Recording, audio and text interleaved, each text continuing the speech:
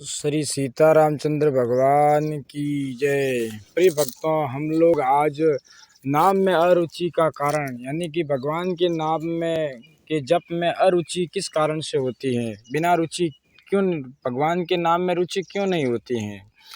वाल्मीकि जी को अलग प्राण वाला नाम भी क्यों नहीं आया, कारण क्या था। ध्यान दे, राम नाम उच्चारण करने में सुगम है, परंतु जिसके पाप अधिक है उस पुरुष द्वारा नाम उच्चारण होना कठिन हो जाता है। एक कहावत है, मजाल क्या है जीव की जो राम नाम लेवे, मजाल क्या है जीव की जो राम नाम लेवे। पाप देवे थाप की जो मुंडो फोड़ देवे, पाप देवे थाप की जो मुंडो फोड़ देवे। जिनका अल्प पुण्य होता है वे राम नाम नहीं ले सकते। श्रीमद् भगवत गीता में भी आया है, जिनके पाप नष्ट हो गए हैं वे ही दृढ़ व्रत होकर भगवान के भजन में लग सकते हैं। राम नाम के विषय में भी ऐसी ही बातें शास्त्रों में पढ़ते सुनते हैं, संतों में से भी सुनते हैं। ऐसे ही हमने एक घटना सुनी है, बाकुंडा की बात है। एक सज्जन थे श्री बद्रीदास जी गोविंद का, वे अपनी बीती घटना सुनाने लगे। एक बूढ़ा बंगाली सरोवर के किनारे मछलियां पकड़ रहा था। श्री राम श्री जयदयाल गोविंद का एवं श्री बद्रीदास जी ने उसे देखा और कहा, यह बूढ़ा हो गया है, बेचारा भजन में लग जाए तो अच्छा है। उससे जाकर कहा, तुम भगवान नाम उच्चारण करो। तो उसे राम नाम आया नहीं, वह मेहनत करने पर भी सही उच्चारण नहीं कर सका। कई नाम बताने के बाद अंत में हो रे कहने लगा। इस नाम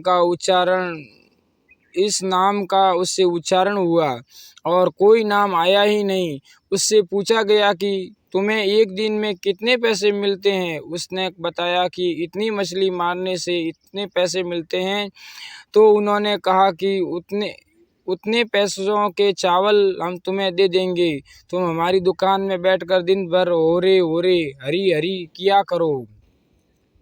उसको किसी तरह ले गए दुकान पर। वह एक दिन तो बैठा, दूसरे दिन देर से आया और तीसरे दिन आया ही नहीं। फिर 2-3 दिन बाद जाकर देखा, वह उसी जगह धूप में मछली पकड़ता हुआ मिला। उन्होंने उससे कहा, तू वहाँ दुकान में साया में बैठा था, क्या तकलीफ थी। तुमको यहाँ जितना मिलता है उतना अनाज दे देंगे, केवल दिन भर बैठा हरी हरी कीर्तन किया करो। उसने कहा, मेरे से यह नहीं होगा। वह दुकान पर बैठ नहीं सका। ऐसी बीती हुई घटना बताई। हमारे विश्वास हुआ कि बात तो ठीक है भाई, पापी का शुभ काम में लगना कठिन है। गोस्वामी तुलसीदास जी महाराज ने कहा है, तुलसी पूर्व पाप ते हरि चर्चा न सुहात, तुलसी पूर्व पाप ते हरि चर्चा न सुहात। जे जबर के जोर से भूखा विदा हो जात, जैसे जबर के जोर से भूख विदा हो जात। जब ज्वर बुखार या तकलीफ बुखार का जोर होता है तो अन्न अच्छा नहीं लगता, उसको अन्न में भी गंध आती है। जैसे भीतर में बुखार का जोर होता है तो अन्न अच्छा नहीं लगता, वैसे ही जिसके पापों का जोर ज़्यादा होता है वह भजन नहीं कर सकता, सत्संग में जा नहीं सकता। इसलिए भक्तों एक बात पर आप ध्यान दें, जो भाई सत्संग में रुचि रखते हैं, सत्संग में जाते हैं, नाम लेते हैं, जप करते हैं, उन पुरुषों को मामूली नहीं समझना चाहिए। वे साधारण आदमी नहीं हैं, वे भगवान का भजन करते हैं, शुद्ध हैं और भगवान के कृपा पात्र हैं। परंतु जो भगवान की तरफ चलते हैं उनको अपनी बहादुरी नहीं माननी चाहिए कि हम बड़े अच्छे हैं। हमें तो भगवान की कृपा माननी चाहिए, जिससे हमें सत्संग भजन ध्यान का मौका मिलता है। हमें ऐसा समझना चाहिए कि ऐसे कलयुग के समय हमें भगवान की बातें सुनने को मिलती हैं। हम भगवान का नाम लेते हैं, हम पर भगवान की बड़ी कृपा है। राधे कृष्ण। जैसे नदी का प्रवाह समुद्र की तरफ जा रहा है, ऐसे ही इस समय संसार का प्रवाह नरकों की तरफ बड़े जोर से जा रहा है। पढ़ाई में, रम रिवाज में, कानून कायदों में, व्यापार आदि कार्यों में, जहाँ कहीं भी देखो पाप का बड़े जोरों से प्रवाह चल रहा है। तुलसीदास जी ने वर्णन किया है, कली केवल मल मूल मलिना, कली केवल मल मूल मलिना, पाप पयो निधि जन मन मीना, पाप पयो निधि जन मन मीना। कलयुग में ऐसा जोरों से पाप छा जाएगा कि मनुष्यों का मन जल में मछली की तरह पापों में रम जाएगा, और जैसे मछली को जल से दूर कर देने पर वह घबरा जाती है, उसको पहले अगर यह समझ में आ जाए कि तुम्हें जल से दूर कर देंगे तो वह घबरा जाएगी, क्योंकि वह जल के बिना जी नहीं सकती। ऐसे ही पाप पयोनिधि, पाप रूपी तो हुआ समुद्र, और उसमें जन मन मीना, मनुष्य का मन मछली हो गया। सीताराम।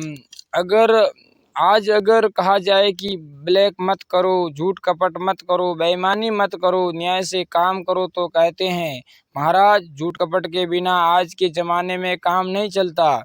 ईमानदारी से अगर काम करें तो बड़ी मुश्किल हो जाएगी, हमारे से यह नहीं होगा। पाप से दूर करने की बात सुनते ही कांपते हैं, वे डरते हैं कि पाप अगर छोड़ देंगे तो गजब हो जाएगा, फिर तो हमारा निर्वाह होगा ही नहीं, हमारा तो झूठ कपट बेईमानी से ही काम चलता है।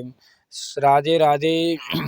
इन बातों से ऐसा नहीं मानना चाहिए कि दुराचारी पापी अन्यायी मनुष्य भजन में नहीं लग सकता। गीता में भगवान श्री कृष्ण कहते हैं अपि चेतसु दुराचारो भजते माम न भाक साधुरेव स मंतव्यः सम्यग् व्यवसितो ही सह। सांगोपांग दुराचारी भी यदि पक्का विचार करके भजन में लग जाए तो उसे मामूली आदमी नहीं समझना चाहिए। भगवान कहते हैं उसे साधु ही मानना चाहिए, क्योंकि उसने निश्चय पक्का कर लिया है। भगवान ने गीता में 4 प्रकार के भक्त बताए हैं, अर्थार्थी, अर्थ जिज्ञासु और ज्ञानी। आर्तो जिज्ञासुर्थार्थी ज्ञानी च भरतस्व। आर्त और अर्थार्थी भक्त भगवान का नाम लेते हैं, जिज्ञासु भी उनका नाम लेता है, परंतु ज्ञानी तो प्रभु ही विशेषी प्यारा। ज्ञानी त्वात्मेव में मतम, वह तो भगवान की आत्मा ही है। अर्थार्थी भक्त ध्रुव जी महाराज।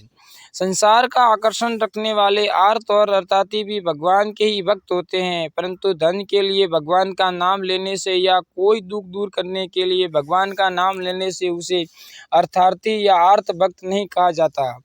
अर्थार्थी और आर्त भक्त तो वे कहलाते हैं जो धन के लिए केवल भगवान के ऊपर ही भरोसा रखते हैं।